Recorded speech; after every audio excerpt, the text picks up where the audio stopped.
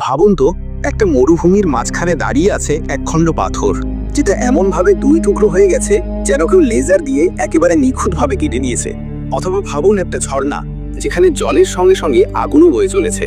আর ভাবুন সেই শহরের কথা, যেখানে হাজার হাজার মানুষ মাটির নিচে গুহায় বসবাস করত, একেবারে পুরো শহর।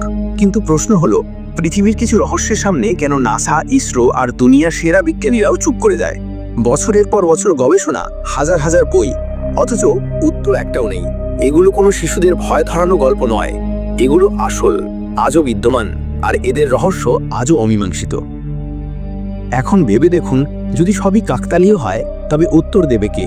নাকি সত্যি আমাদের চারপাশে কিছু শক্তি আছে যা মানুষের বোধগম্যের বাইরে?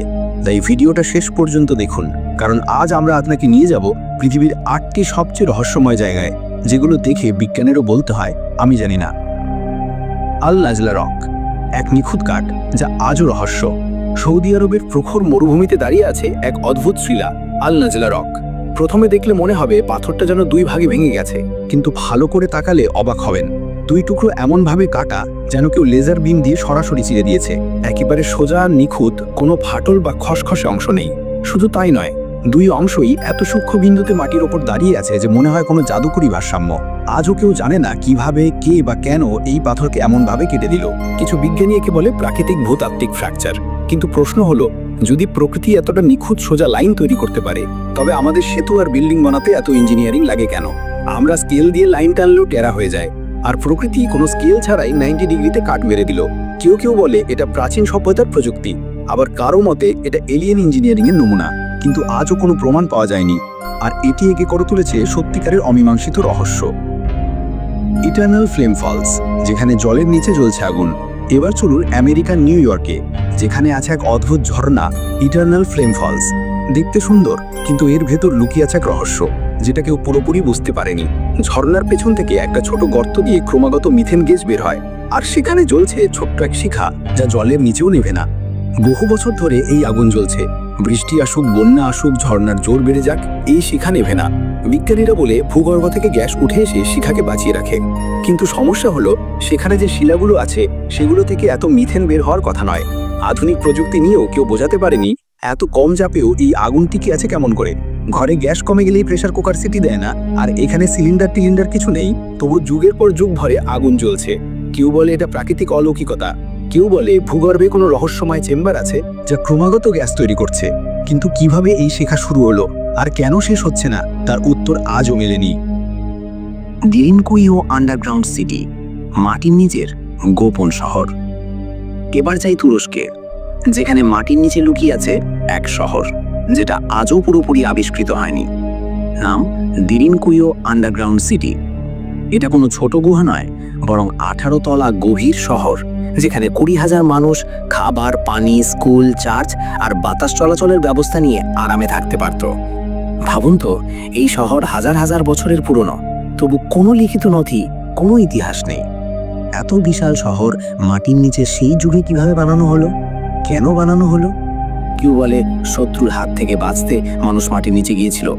কিন্তু যদি শুধু লুকোতেই হতো, তবে এত বিশাল ইঞ্জিনিয়ারিং এর দরকার কেন? আজ আমরা একটা বেসমেন্ট বানাতে গেলেই কন্ট্রাক্টর 4 বার পালায়, আর ওরা 18 তলার শহর বানিয়ে ফেললো।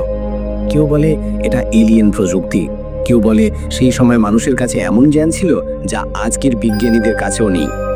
আজও দিরিনকুইওর কেবল কিছু অংশ সাধারণের জন্য খোলা, বাকিগুলো বন্ধ।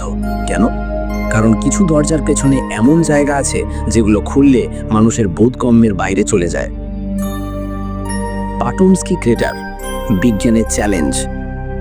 এবার নিয়ে যাই আপনাকে রাশিয়ার সাইবেরিয়ার ঘন আর ঠান্ডা জঙ্গলে, যেখানে আছে এক গর্ত যা বিজ্ঞানীদেরকেও হতবাক করেছে। নাম পাটোমস্কি ক্রেটার।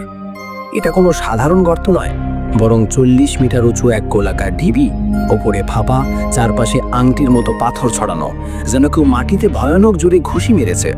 প্রথমে আবিষ্কার হলে বিজ্ঞানীরা ভাবল এটা আগ্নেয়গিরির ফল, কিন্তু পরে বুঝলো এখানে না আছে ম্যাগমা, না আছে তাপ, না কাছে পিঠে কোনো সক্রিয় আগ্নেয়গিরি। কেউ বলল উল্কাপিণ্ড পড়েছিল, কিন্তু উল্কার প্রভাবে যে রেডিও অ্যাক্টিভিটি হয় তাও এখানে নেই। মানে একেবারে নিখুঁত গর্ত হলো, অথচ কিভাবে হলো কেউ জানে না। স্থানীয়রা একে অভিশপ্ত জায়গা বলে।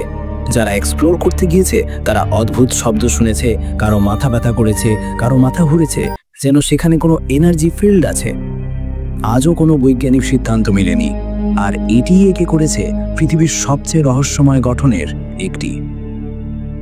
দ্য অ্যাপেনাইন কলোসাস, মূর্তি নাকি জীবন্ত প্রহরী? ইতালির তুস্কানিতে এক পুরনো হ্রদের ধারে দাঁড়িয়ে আছে ৩৫ ফুট উঁচু এক বিশাল মানব সদৃশ পাথরের মূর্তি, দ্য অ্যাপেনাইন কলোসাস। দেখলে মনে হয় যেন এক দৈত্য হ্রদের দিকে ঝুঁকে পাহারা দিচ্ছে, কিন্তু আসল চমক আসে যখন গবেষকরা এর ভেতরে তাকায়। এটা শুধু মূর্তি নয়, ভেতরে আছে গোপন কক্ষ, সুড়ঙ্গ, জল ব্যবস্থা, এমনকি মেশিনের মতো কাঠামো। হ্যাঁ, ১৫০০ সালের দিকে বানানো এই ভাস্কর্য আসলে এক মেকানিক্যাল মাস্টারপিস। কেউ কেউ বলে এরা নড়াচড়াও করতে পারত, কারণ হাত আর মাথায় নড়াচড়ার প্রমাণ পাওয়া গেছে। মানে ভেতরে সিস্টেম এমন ছিল যেন মনে হয় উঠে দাঁড়িয়ে বলবে, পাসওয়ার্ড দাও, নইলে হ্রদে ফেলে দেব। এর নির্মাতা ছিলেন জিয়ান বোলোগিয়া নামের এক বিখ্যাত ভাস্কর্য, কিন্তু তিনি কখনো বলেননি এটি কেবল শিল্পের জন্য নাকি অন্য কোনো উদ্দেশ্যে বানানো।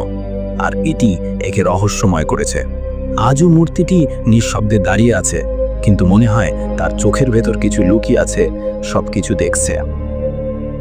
দ্য পিরামিড অফ কিউলো, এক হারিয়ে যাওয়া সভ্যতার শেষ চিহ্ন। এবার পৌঁছে যাই দক্ষিণ আমেরিকার পেরুর গভীর জঙ্গলে, যেখানে লুকিয়ে আছে এমন এক রহস্য যা আজও শুধু স্যাটেলাইট ইমেজেই দেখা যায়। হ্যাঁ, আমরা বলছি দ্য পিরামিড অফ কিউলো। এই পিরামিডকে সরকার এখনো আনুষ্ঠানিকভাবে আবিষ্কার করেনি, বিজ্ঞানীরাও পুরোপুরি বোঝেনি। জঙ্গলের এত গভীরে এটা আছে যে সেখানে পৌঁছানো প্রায় অসম্ভব। কিন্তু সবচেয়ে অবাক করা ব্যাপার হলো এর জ্যামিতি। প্রতিটি কোণ, প্রতিটি পৃষ্ঠ এত নিখুঁতভাবে কাটা যেন লেজার দিয়ে মাপা। প্রশ্ন হলো, এটা কি মানুষ বানিয়েছিল? যদি হ্যাঁ, তবে হাজার হাজার বছর আগে এত প্রযুক্তি এলো কোথা থেকে? আজকাল জিপিএস ছাড়া গাড়ি পার্ক হয় না, আর তারা জঙ্গলের মাঝখানে পিরামিড বানিয়ে দিল।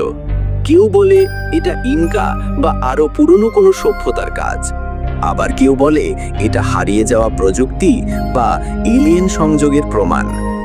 আজও পেরুর সরকার এখানে আনুষ্ঠানিক খনন করেনি, হয়তো ভয় যে এখানে যা পাওয়া যাবে তা ইতিহাসকেই নতুন করে লিখবে। এগুলোই ছিল ৬টি রহস্যময় আর ভয়ঙ্কর স্থান, যেখানে মানুষের সাহসও থমকে যায়।